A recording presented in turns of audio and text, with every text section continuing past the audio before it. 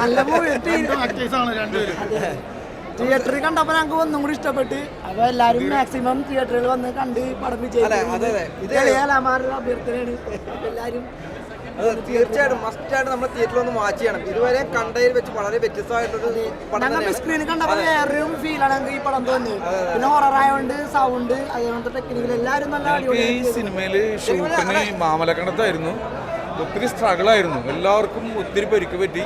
എൻ്റെ കാലിൽ സ്റ്റിച്ചിട്ട് ആ ക്രെയിനൊക്കെ വീഴുന്ന ഷോട്ട് ആക്ച്വലി ഒറിജിനൽ സംഭവിച്ച പോലെ തന്നെയാണ്. അതിൽ അഭിനയിച്ച ആ ആക്ടർ ആ ക്രെയിനിലേക്ക് ചെന്ന് മറിഞ്ഞു വീണ് അവനെ ഹോസ്പിറ്റലൈസ് ചെയ്തു. അപ്പോൾ ഞങ്ങൾക്ക് ഒത്തിരി സ്ട്രഗിൾ ഉണ്ടായിരുന്നു മാമലക്കണ്ടത്തെ ഷൂട്ടിൽ. ഭയങ്കര ഇതുവരെ കണ്ട ഹൊറർ മൂവിയിൽ വളരെ വ്യത്യസ്തമായിട്ടുള്ള ഒരു മൂവിയാണിത്. തീർച്ചയായിട്ടും നമ്മളവർക്കും പുതുമുഖങ്ങളായതുകൊണ്ട് ഇത് ചിലപ്പോൾ കയറാൻ മടിയുള്ള ആൾക്കാരുണ്ടാവും. പക്ഷെ അങ്ങനെ മടിക്കരുത്. വളരെ അടിപൊളിയാണ്, ഒന്നും പറയാനില്ല. കിടുക്കാണ് എന്താ ഈ സംഭവം.